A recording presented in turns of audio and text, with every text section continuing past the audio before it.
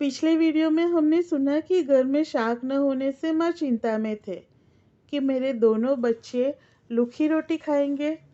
तभी पड़ोसन बैंगन दे के जाती है। मन नहीं था फिर भी रख लिए। बच्चों के प्रेम की वजह से बैंगन का शाक बना के उनकी थाली में पिरसते हैं। तभी चतुर पांडुरंग को कुछ शक पड़ने लगता है और माँ को पूछते हैं कि ये बैंगन कहाँ से लाए। माँ जी ने सारी बात बताई। तभी पांडुरंग ने माँ जी को कहा कि अगर आप भविष्य में ऐसे भीख मांगकर लाओगे तो मैं कभी नहीं खाऊंगा। दूसरे प्रसंग में हमने सुना कि पांडुरंग की मौखिक परीक्षा में परीक्षक रॉबर्टसन कैसे प्रश्न पूछते हैं और पांडुरंग कैसे उत्तर देते हैं। अब हम इस वीडियो में सुनेंगे कि उच्च शिक्षण के अभ्यास के लिए पांडुरंग अहमदाबाद जाते हैं। वहाँ से दूसरे सत्र में बड़ौदा आते हैं और वहाँ क्या होता है। जिस तरह हमने पिछले कई वीडियो में सुना कि पांडुरंग का यह साधना काल का समय चल रहा था और तब अचानक से कितने ही चमत्कारिक प्रसंग बनते हैं। पांडुरंग माध्यमिक की आखिरी परीक्षा प्रथम पंक्ति में आके पूरी करते हैं। उच्च शिक्षण का अभ्यास करने के लिए अहमदाबाद के महाविद्यालय में जाते हैं। प्रथम सत्र पूरा करके दूसरे सत्र के लिए बड़ौदा आते हैं। प्रथम पंक्ति में आके बड़ौदा में दूसरा सत्र पूरा करते हैं और दूसरे वर्ष में आते हैं जिसको इंटर कहते हैं। और उस समय में इंटर की परीक्षा अहमदाबाद में होती थी। जैसे ही परीक्षा पास आई, पांडुरंग को भयंकर बीमारी ने घेर लिया। बड़ौदा में वैद्य की औषधि लेने पर भी कोई चैन नहीं पड़ रहा था और ना ही दर्द में कोई फर्क पड़ रहा था। तभी गोदराम माँ के पास उनकी छत्र छाया में आए। माँ और भाई ने काफ़ी सेवा की। दवाई और सेवा के बाद भी कोई फर्क नहीं पड़ रहा था। शरीर दुबला पड़ गया था और पथारी से उठ भी नहीं पा रहे थे। शरीर दुबला तो हो ही गया था लेकिन मुंह से बोल भी नहीं पाते थे और कुछ बोलने की कोशिश करते तो भयंकर कष्ट होता। हाथ पैर कमजोर हो गए थे, बैठ नहीं पाते थे। खाने पीने और बोलने से शरीर थर-थर ध्रुजने लगता। इसी तरह क्षीण बने हुए शरीर से कुछ भी काम नहीं कर पाते थे। इस तरह दिन बीत रहे थे। परीक्षा पास आ रही। तभी पांडुरंग ने निश्चय किया कि जो भी होना हो जाए, चाहे यह शरीर में प्राण भी ना रहे, मैं परीक्षा देकर रहूँगा। सगे संबंधी सब सलाह देने लगे कि तू अगले साल परीक्षा देना। शरीर तेरा कमजोर पड़ गया है, तू ध्रुजते हुए हाथों से परीक्षा कैसे देगा। इसीलिए अगले साल परीक्षा अच्छी सी तैयारी करके देना, अभी साहस मत कर। लेकिन पांडुरंग माने नहीं और कहा, मेरे सद्गुरु मेरे मन की इच्छा पूरी करेंगे। परीक्षा तो मैं इसी साल दूंगा। माँ और भाई भी कहने लगे कि हमें भी डर लग रहा है। अगर परीक्षा में नापास हुआ तो तेरी लाज चली जाएगी और तेरी कीर्ति को भी कलंक लगेगा। पांडुरंग ने आश्वासन देते हुए कहा कि माँ आप चिंता ना करें, मैं नापास नहीं होऊंगा। तभी पांडुरंग का एक दोस्त आया जो बंगाली और पवित्र सन्यासी थे, प्रखर ज्योतिष थे और अंक शास्त्र में सिद्धि ली थी। कुंडली देख के भविष्य बताने में प्रसिद्ध थे। पांडुरंग की कुंडली देखकर ग्रहों की गिनती करते हुए, मुंह पर विषाद लाते हुए, सिर हिलाते दुखी होकर कहा, अभी आपके ग्रहों की दशा अच्छी नहीं है, परीक्षा में नापास होंगे, इसीलिए परीक्षा ना दे।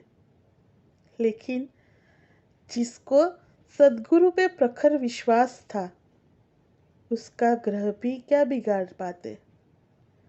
जिस पर सद्गुरु की कृपा हो, उसका बेचारे ग्रह क्या कर पाते। जिस पर सद्गुरु की त्राण पड़े, उसका तो अशुभ भी शुभ हो जाता है। सगे संबंधी, वैद्य, दोस्त सब विरोध कर रहे थे, लेकिन पांडुरंग ने जो निश्चय किया था, उसमें जरा सा भी फर्क नहीं पड़ रहा था। सबको प्रेम से कहते कि आप निश्चित रहे, परीक्षा में विफल नहीं होऊंगा। समर्थ सद्गुरु की कृपा से सारे ग्रह शांत हो जाएंगे। जिसका निश्चय अफर हो, उसके सोचे हुए सारे काम सफल होते हैं। उसकी निश्चयता को देखकर काल भी कांप जाता है। इसी तरह परीक्षा देने का दिन भी आ गया। पांडुरंग जाने के लिए तैयार हुए। वैद्य को कहा कि मुझे औषधि दो, मैं समय समय पे परीक्षा खंड में लेता रहूंगा। पांडुरंग औषधि और पाथु साथ में लेकर परीक्षा देने निकले। माँ जी ने खुद के बालक की संभाल रखने के लिए विश्वनाथ को साथ में भेजा। जाने के लिए घोड़ागाड़ी आ गई। जैसे तैसे पांडुरंग को घोड़ागाड़ी में चढ़ा के बिठाया। विश्वनाथ साथ में बैठे। गाड़ी वाला गाड़ी चला ही रहा था कि तभी सामने से सन्यासी आए। माँ जी के हृदय में तिराड़ पड़ी और सोचा कि यह तो अपशकुन है। यतिवर व्यंग में बोले कि कहाँ जा रहा है, जो भी करने जा रहा है उसमें तो विफल होगा। पांडुरंग ने हंसते हुए कहा कि मेरे सर पर समर्थ सद्गुरु का हाथ है। आपने जो कहा है वह सब व्यर्थ है। यह कहकर अहमदाबाद आए। परीक्षा खंड में समर्थ सद्गुरु का साथ और औषधि साथ में लेकर आए। समय समय पे दवाई लेने से भी तबीयत बिगड़ रही थी और हाथ ध्रुजने लगे। ध्रुजते हुए हाथों से लिख भी नहीं पाते थे। समय बीत रहा था। इसीलिए पांडुरंग ने निरीक्षक से विनती की कि मुझे सहायक दे। लिखने के लिए एक सहायक दिया। पांडुरंग लिखाते, सहायक लिखता। लिखने में अगर जोड़नी या चिन्हों की गलती सहायक से होती तो पांडुरंग उसे प्रेम से सुधाराते। इस तरह परीक्षा देकर पांडुरंग घर आए। उसे देखकर माँ, भाई, सगे संबंधी सब खुश हो गए। पांडुरंग सबको कहते कि आप सब निश्चित हो जाओ, क्योंकि परीक्षा में मैं अच्छे नंबरों से पास होने वाला हूँ।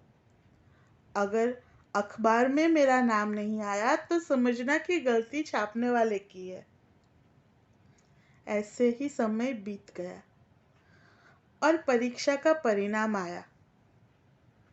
पांडुरंग वर्ग में दूसरे नंबर से उत्तीर्ण हुए। सगे संबंधी सब यह सुनकर खुश होकर पांडुरंग को बधाई देने के लिए उसके पास आए। जहाँ बधाई की बारिश हो रही थी, वहाँ वो स्वामी भी हंसते हंसते आए।